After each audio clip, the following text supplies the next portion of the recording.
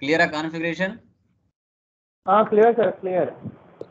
Okay Narayana మీరు చేశారా?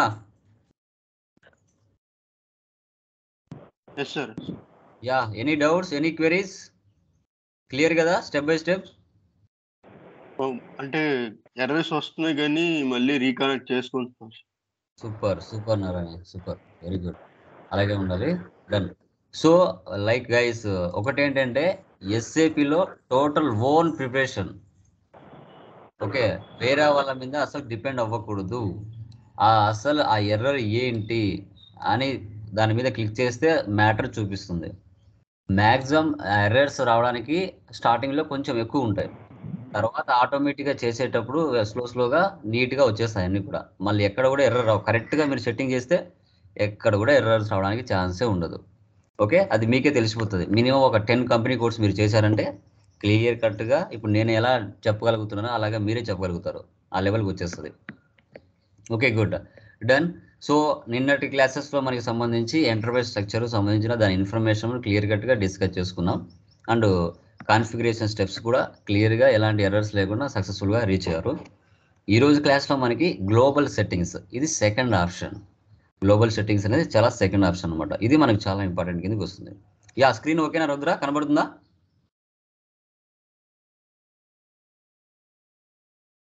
Rudra confirm చేయి, స్క్రీన్ ఓకేనా, కనబడుతుందా?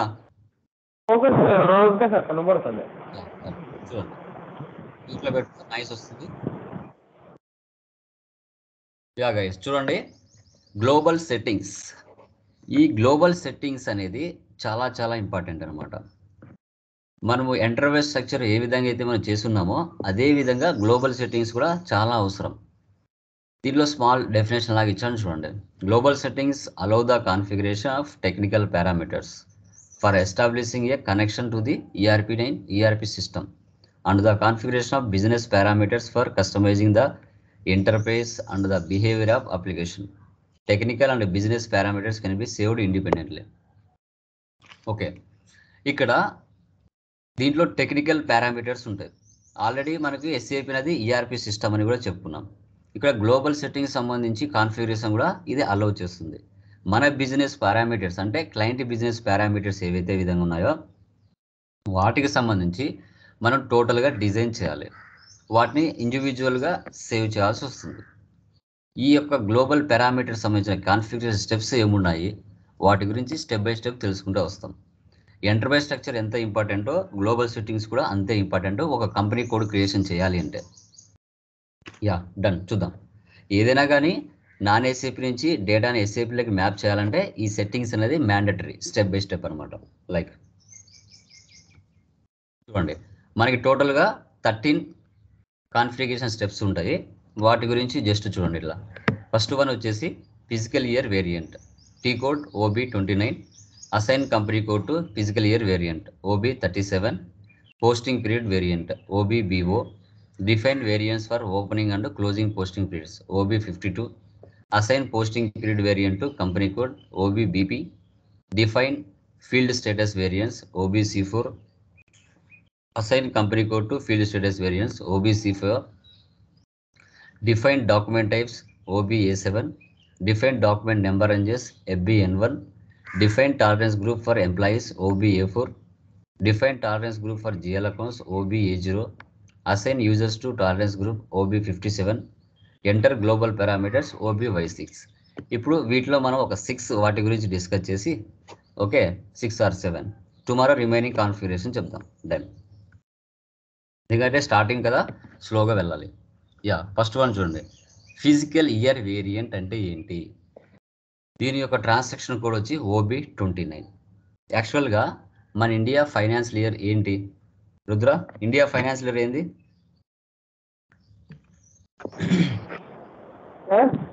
ఇండియా ఫైనాన్షియల్ ఇయర్ ఏంటి? April 1st to March 31st. Yeah, okay. మనకి ఇండియా ఫైనాన్షియల్ ఇయర్ వచ్చేసి 1 April 31st March, ఇది ఇండియా ఫైనాన్షియల్ ఇయర్. ఇక్కడ మ్యాక్సిమం చూసుకుంటే SAP క్యాలెండర్ ప్రకారంగా చూసుకుంటే మ్యాక్సిమం అమౌంట్ ఆఫ్ 16 పీరియడ్స్, అంటే పీరియడ్స్ అంటారు అనమాట. ఒక్కొక్క మంత్ని SAPలో పీరియడ్ అని చెప్పుకుంటాం.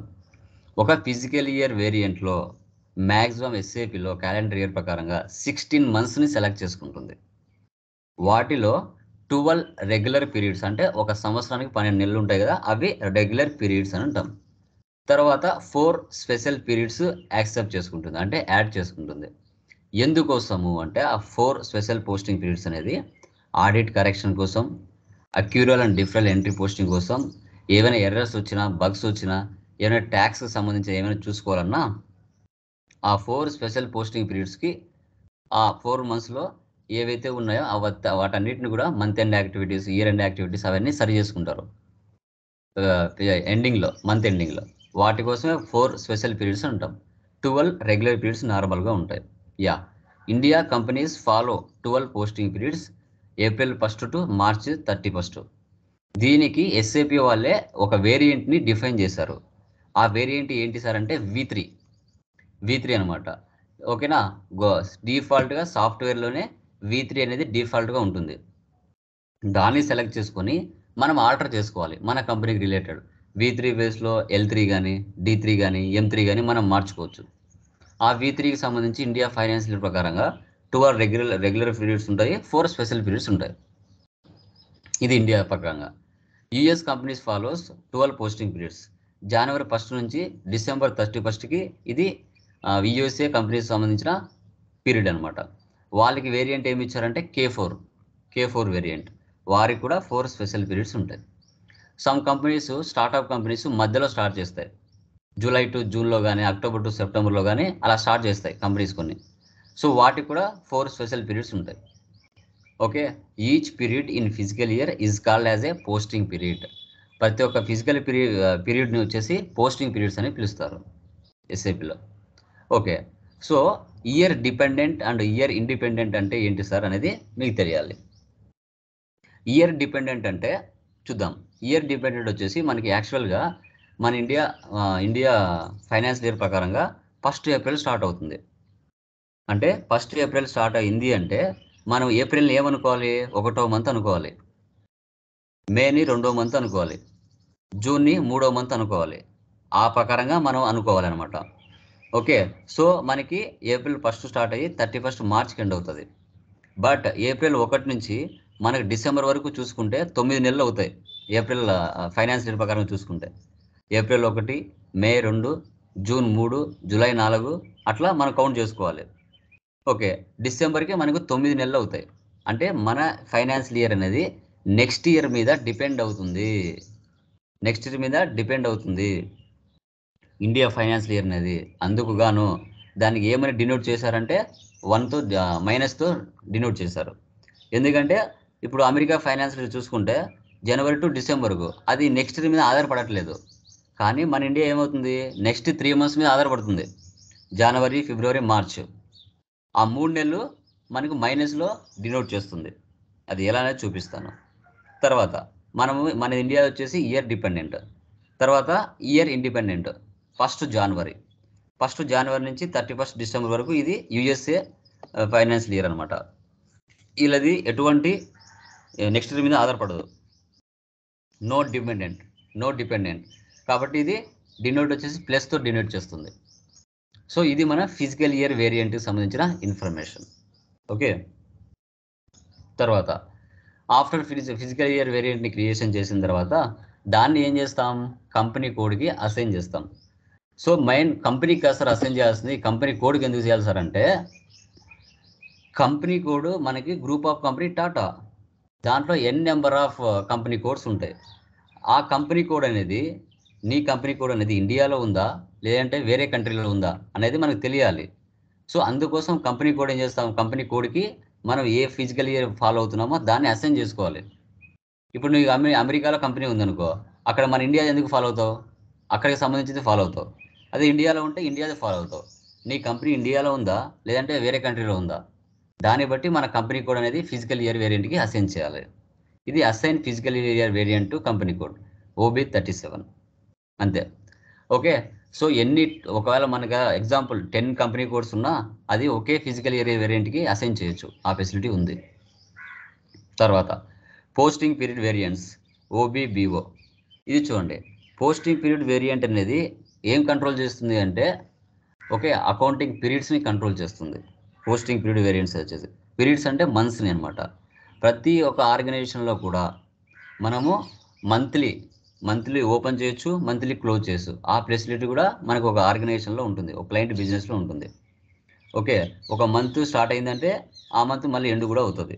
మళ్ళీ నెక్స్ట్ మంత్ ఓపెన్ చేయాలి, మళ్ళీ నెక్స్ట్ మంత్ క్లోజ్ చేయాలి. అలా ఏ మంత్ కావాలంటే ఆ మంత్ ఓపెన్ చేసుకుని ఆ మంత్లో ట్రాన్సాక్షన్స్ పోస్ట్ చేసి ఆ మంత్ అయిపోయిన తర్వాత మళ్ళీ న్యూ మంత్ ఓపెన్ చేసి దాంట్లో ట్రాన్సాక్షన్ అనేది చేయొచ్చు. అలా ఫెసిలిటీ కూడా ఉంటుంది. Okay, every posting period is assign to one company code, but you could assign one posting period to many company codes. ఒక పోస్టింగ్ పీరియడ్ అనేది నెంబర్ ఆఫ్ కంపెనీ కోడ్స్ కూడా అసైన్ చేయొచ్చు. ఆ ఫెసిలిటీ కూడా ఉంది. Posting periods open and closed for all company codes in SAP by posting period variance. ఒక company open చేసామంటే ఇంకొక కంపెనీ క్లోజ్ చేయాల్సిందే కన్ఫామ్గా. అదే అనమాట. సో ఎగ్జాంపుల్ ఇక్కడ చూడండి, మనకి టోటల్గా 12 పీరియడ్స్ ఉంటాయి. ఒకటో పీరియడ్ ఓపెన్ చేశారు, ఆ మంత్ అంతా ట్రాన్సాక్షన్స్ అయిపోయింది, దీన్ని క్లోజ్ చేసేయాలి ఒకటో దాన్ని. మళ్ళీ రెండో మంత్ ఓపెన్ చేయాలి, ఆ మంత్లో ట్రాన్సాక్షన్స్ అన్ని పోస్ట్ చేసుకున్నాం, ఆ మంత్ అయిపోయింది, అది క్లోజ్ చేసేయాలి. ఓకేనా? సో ఆ విధంగా ఉంటుంది అనమాట.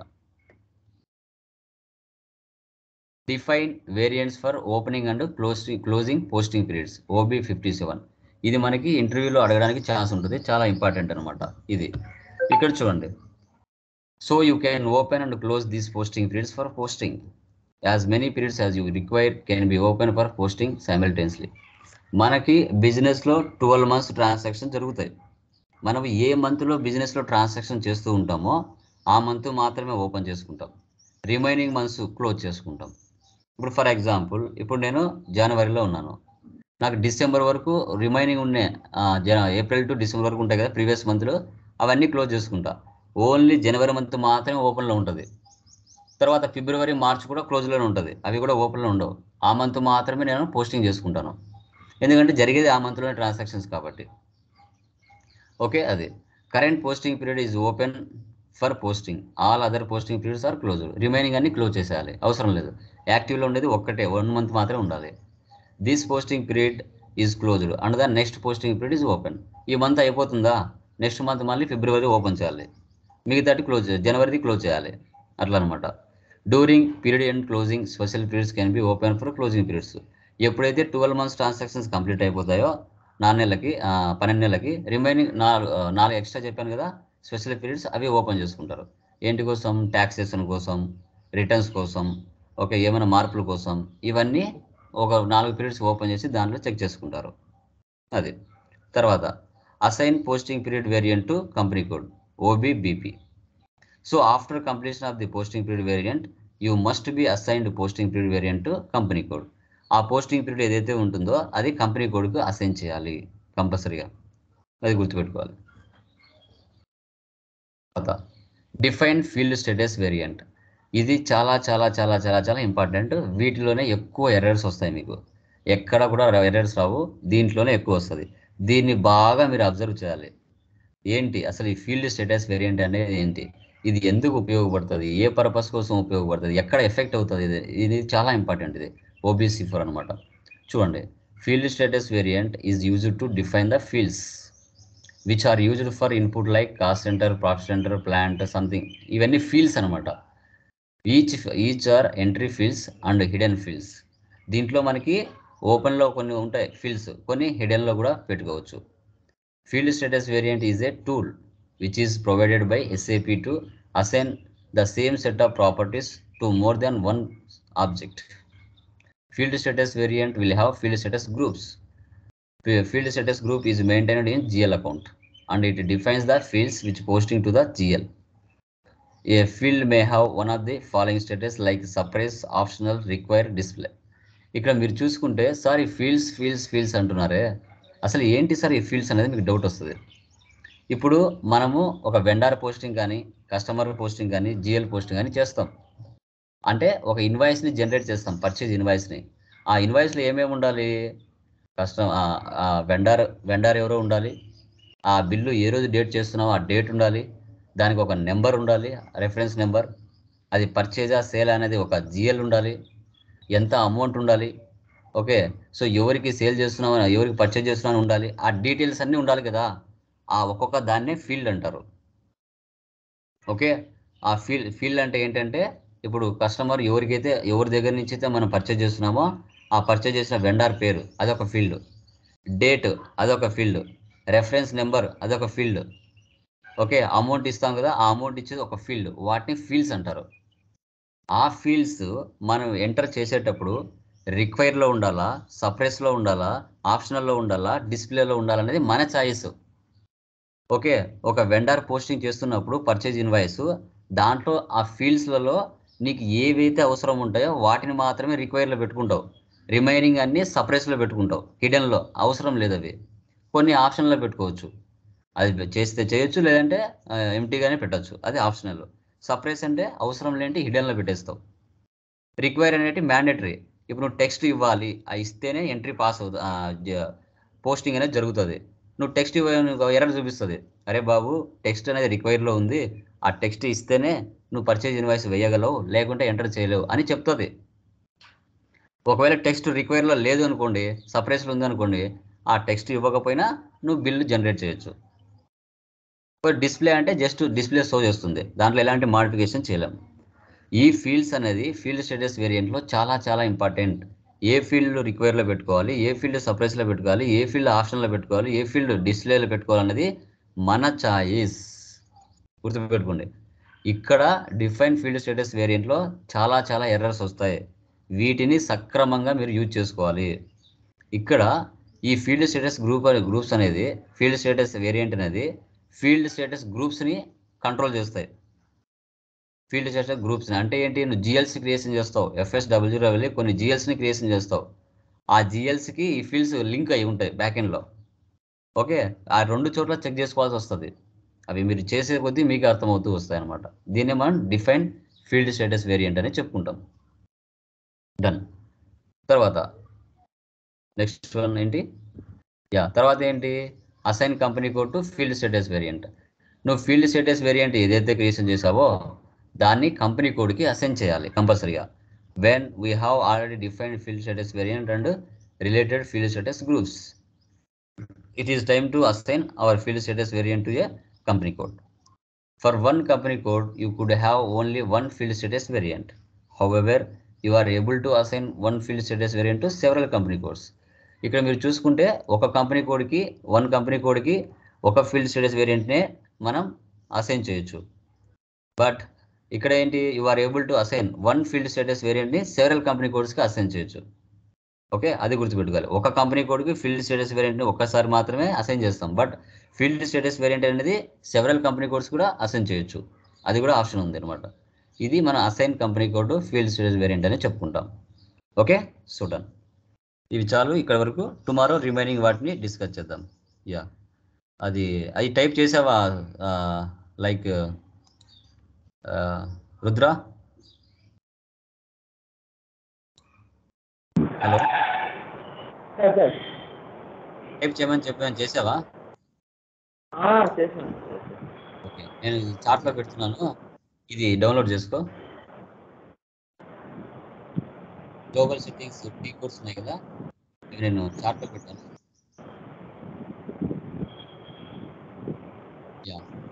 ఇది మనకి గ్లోబల్ సెట్టింగ్స్ సంబంధించిన మినిమం థియరీ. అంటే మనం 7 టీ కోర్స్ చెప్పుకున్నాము, ఆ 7 టీ కోర్స్ అనేది డిస్కస్ చేయాలి. ఓకేనా, నేను స్క్రీన్ ఆఫ్ చేస్తున్నాను, నువ్వు ఆన్ చేయి.